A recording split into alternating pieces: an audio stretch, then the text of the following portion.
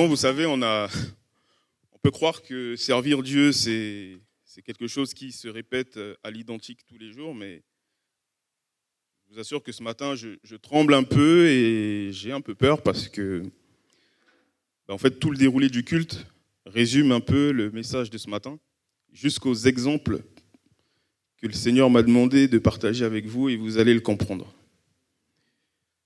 J'aimerais vous parler tout simplement d'un instant de qualité auprès de Jésus. Alors, je suis le pasteur Daniel, pour ceux qui ne me connaissent pas, et j'aimerais lire avec vous Marc, chapitre 4, du verset 38 à 42. Marc, chapitre 4, verset 38 à 42. Comme Jésus était en chemin avec ses disciples, il entra dans un village et une femme nommée Marthe l'a reçue dans sa maison. Elle avait une sœur nommée Marie, qui, s'étant assise aux pieds du Seigneur, écoutait sa parole.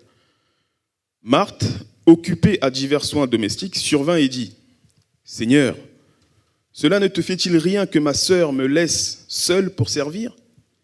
Dis-lui donc de m'aider. » Le Seigneur lui répondit : « Marthe, Marthe, tu t'inquiètes et tu t'agites pour beaucoup de choses. Une seule chose est nécessaire. Marie a choisi la bonne part qui ne lui sera point ôtée. » Amen. Alors nous chantons souvent qu'il est bon d'être dans la présence de Dieu, qu'il est bon d'être dans sa présence, de louer, etc. Mais je constate que cette présence, la présence de Dieu, lorsqu'on est dans la présence de Dieu, il y a pas mal de choses qui en découlent, il y a pas mal de choses qui se passent. Et dans le cas que nous venons de lire, il se passe que, en conclusion, on peut prendre cette introduction à ce partage comme étant une conclusion, on peut servir Dieu, mais mal servir. Parfois même très mal, trop mal. Comme à mon habitude, je vais vous laisser une série de questions que vous répondez intérieurement dans votre cœur. Je me suis demandé, mais quand se passe une journée, à la fin de la journée, quel est le bilan que tu tires de ta journée ? Quelle conclusion tires-tu de ta journée ? Que dis-tu de ta journée quand vient le soir ? Quand tu t'assois avant d'aller te coucher, qu'est-ce que tu dis de ta journée ? Et est-ce que même tu fais le bilan de ta journée ? Ou alors tu attends la nuit du 31 décembre au 1er janvier, comme le monde le fait, en disant « je prends de nouvelles résolutions ». Alors le frère Daté nous a parlé des chiens qui sont dans cet enclos chez ses beaux-parents. Je me suis posé la question, mais quel est le bilan de la journée d'un animal ? J'ai fini récemment des travaux à la maison et je regardais le chien de mon voisin. Je me suis dit, mais quel peut être le bilan de sa journée ? Alors je l'ai observé. Il passe la journée, il court, il s'enroule dans le jardin, il aboie à un moment donné, il mange, il dort. Et moi, quand je prends ma voiture pour partir, il court après la voiture, il aboie, et puis, quand la voiture est partie, il s'arrête, il retourne, il roule, il dort, il aboie peut-être après une autre voiture. Mais à la fin de la journée, quel est son bilan ? Quel est le bilan de sa journée ? Bien-aimé, je voudrais te poser cette question ce matin. Quel est le bilan que tu fais de tes journées ? Ou est-ce que tu attends le 31 décembre ? Nous sommes enfants de Dieu. Nous avons Jésus-Christ pour modèle. Nous sommes à son service. Quel est le bilan que tu fais de ta journée ? Pourquoi j'insiste sur cette question ? Parce que ne pas avoir le réflexe de faire le bilan de sa journée, ne pas en tirer un profit, ça conduit à vivre une vie animale, une vie de chien. Tu tournes ici, tu tournes là, tu vis ta vie, télé, métro, boulot, dodo, travail, je vis ma vie, et au final, tu ne fais pas le bilan de ta journée. 1 Corinthiens chapitre 2, versets 14 à 16, nous dit : « Mais l'homme animal ne reçoit pas les choses de l'esprit, car elles sont une folie pour lui, et il ne peut les connaître, parce que c'est spirituellement qu'on en juge. L'homme spirituel, au contraire, juge de tout, et il n'est lui-même jugé par personne, car qui a connu la pensée du Seigneur pour l'instruire ? Or nous avons la pensée de Christ. Ne pas tirer un bilan de ta journée est une caractéristique de la folie, en fait, comme nous le dit ce texte.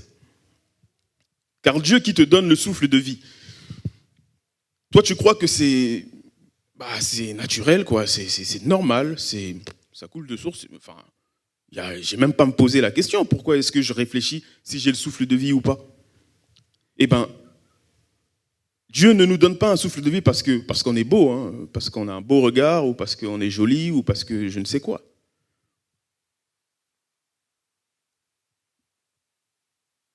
Dieu ne reçoit donc pas les choses de l'esprit. Nous ne sommes pas meilleurs qu'un autre, nous ne sommes pas meilleurs que d'autres qui n'ont pas pu se lever ce matin. J'ai observé mon fils, Valentin. Et bon, je me suis fait la remarque, je me suis dit, mais la plupart des parents sont un peu pareils. On a souvent tendance à dire à notre fils, fais pas ça, tais-toi, reste là, silence. En fait, les bonnes choses qu'on apprend à nos enfants, on le fait, mais avec difficulté. Mais laisser un enfant tout seul, il a une facilité à apprendre les mauvaises habitudes. Il a une facilité à apprendre tout ce qui n'est pas bien. Les mauvaises habitudes, on les assimile vite et rapidement, et on a du mal à s'en détacher. Nous devons être comme Marie, proche de Jésus, et prendre le temps d'aller écouter ce que Jésus a à nous dire. Ainsi, lorsque nous faisons cela, on apprend à nous calibrer, à calibrer notre ministère, à calibrer notre marche avec le Seigneur. Sinon, on va prendre les choses à la légère. Oh, le service à l'accueil, c'est juste quelqu'un qui ouvre la porte et puis qui fait asseoir les gens, quoi. On n'est pas calibré avec le Seigneur. Tu en oublies que tu peux sourire quelqu'un, tu peux dire un mot d'encouragement qui va encourager quelqu'un. Le service dans le groupe de louange, j'en parle même pas.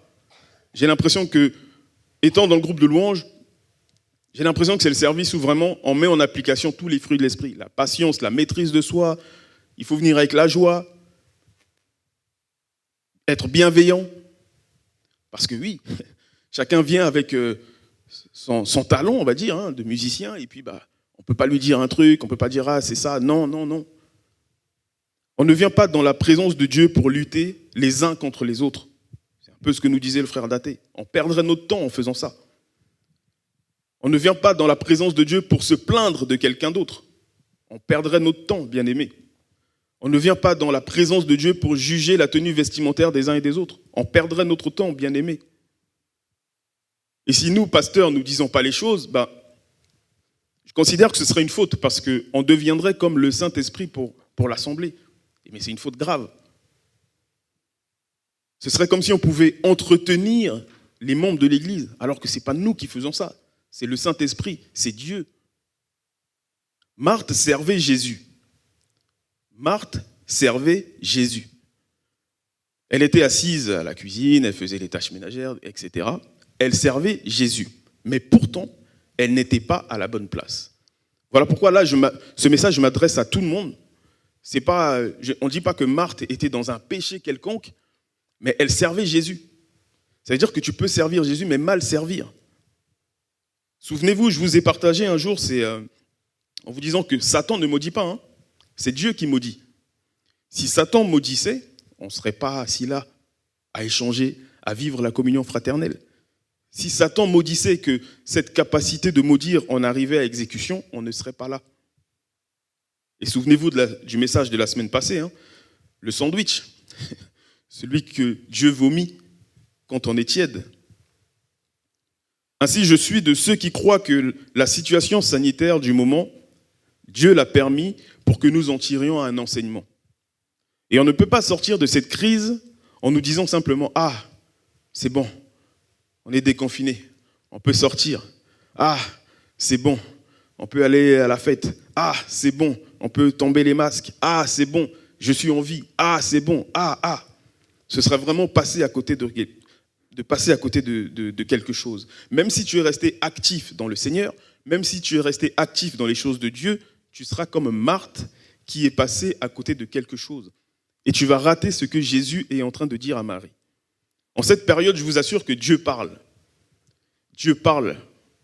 Mais si tu restes dans ton activisme, mon travail, mon service à l'église, ma maison, mon mari, ma femme, mes enfants, etc., etc., tout cela n'est pas mauvais en soi. C'est pas mauvais. C'est légitime, me direz-vous. C'est légitime que je puisse rentrer et me dire, tiens, je vais faire à manger pour mon épouse, pour ma femme, pour les enfants, pour moi-même, etc. Mais ne nous focalisons pas sur ce qui est moindre. Gardons les yeux fixés sur Jésus. Un instant de qualité avec Jésus. Dieu a permis la fermeture de tout pour que tu puisses réclamer, toi, un face-à-face avec lui. Le diable ne contrôle pas le monde. Les présidents ne contrôlent pas le monde. Qu'est-ce que Dieu nous enseigne dans cette période ? Dieu a mis tout le monde en congé. Mais qu'est-ce que Dieu veut nous dire ? Mais les Marthes continuent de vivre comme si de rien n'était, toujours dans l'activisme, au lieu d'être comme Marie, au pied de Jésus pour l'écouter. Dieu parle tantôt d'une manière, tantôt d'une autre. Nous n'y prêtons point garde. Dans Nombre chapitre 22, je vous laisse lire cela à la maison, on n'a pas le temps, mais je vois la colère de Dieu sur Balaam. Balaam, c'était le prophète que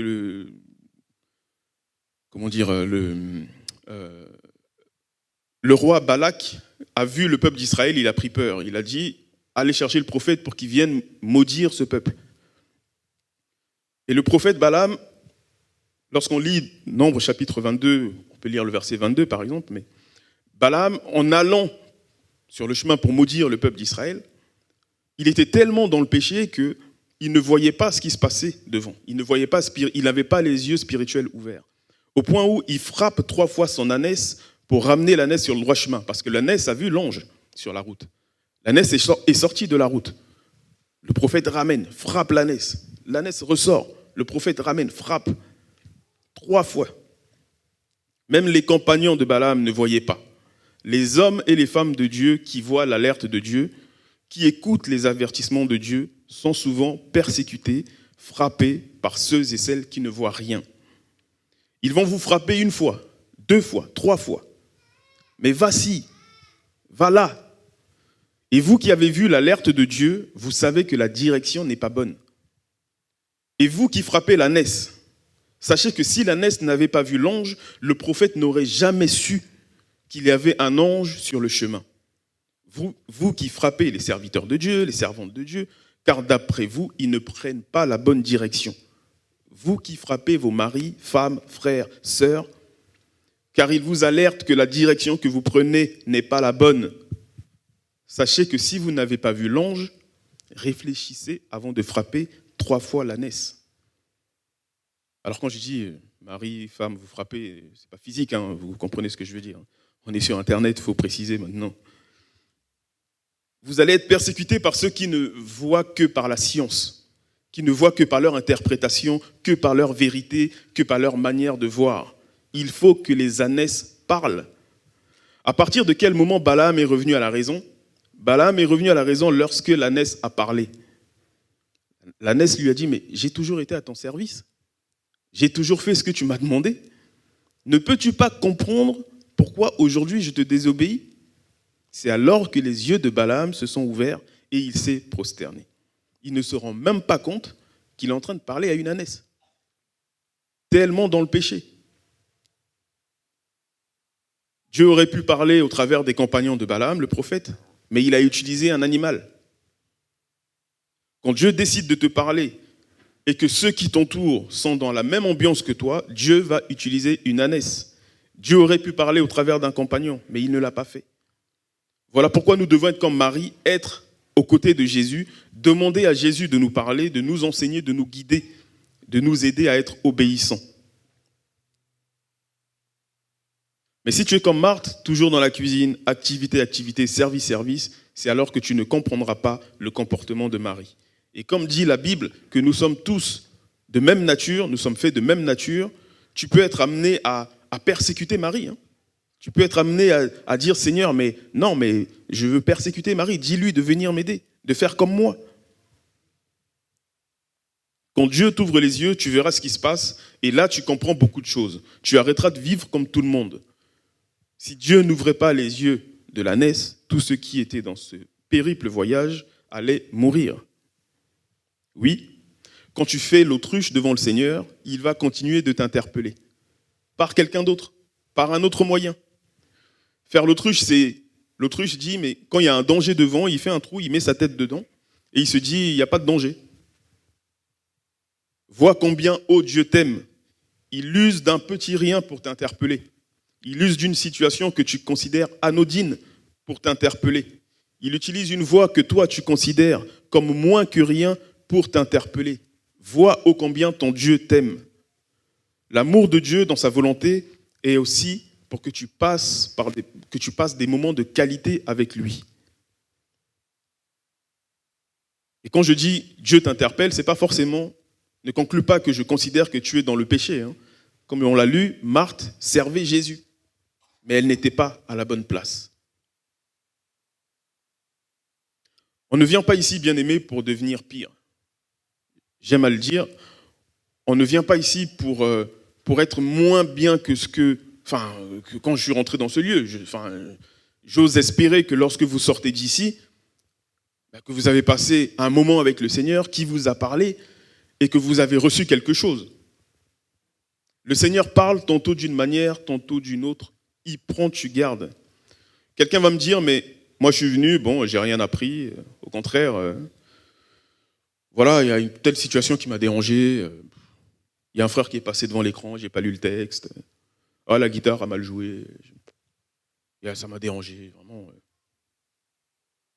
Moi je réponds Alléluia, au risque de vous surprendre. Car là où cette personne aura vécu cette situation, nous tous qui sommes assis aux côtés de Jésus, on écoute sa parole, comme Marie. Et nous ne nous agitons pas pour peu de choses. Voilà pourquoi si tu arrives à vivre cette situation, je considère que, un exemple, si le président de la République se présente dans un lieu, il se passe deux choses, généralement. La première chose, c'est qu'il y a ceux, à l'époque des Gilets jaunes, ceux qui entendaient que le président arrivait dans un lieu, ces gens venaient y manifester. Mais il y a ceux qui étaient, je dirais, pro-président de la République, venaient pour l'encourager, pour serrer les mains, pour l'acclamer, etc. Mais cette situation se produit parce que le président est là. Je fais le même parallèle avec Jésus, Marthe et Marie. Marthe sert Jésus dans la cuisine. Marie est assise aux pieds de Jésus pour écouter sa parole. Mon bien-aimé, si tu te dis, moi je suis venu ce matin, bon, j'ai rien senti, j'ai envie de te dire, c'est que Jésus est là. Cette situation, nous le vivons parce que Jésus est là. Si toi tu es dans la cuisine et que tu n'entends pas, si tu ne prêtes point garde à la présence de Dieu, sache qu'il y a ceux qui sont comme Marie, qui sont aux pieds de Jésus. Je dis Alléluia parce que si cette situation se produit, je crois que Jésus est dans ce lieu. Alléluia. Je vais conclure en vous disant, c'est le dimanche de la Pentecôte, et les disciples ont vécu un moment de qualité réunis dans Actes chapitre 2, quand ils ont reçu le Saint-Esprit. En vivant ces temps de qualité avec le Seigneur parle. En vivant ces temps de qualité avec Jésus, il nous conduit, il envoie son Esprit Saint, et je sais qu'il parle à chacun d'entre nous. Mais est-ce que nous y prêtons garde ?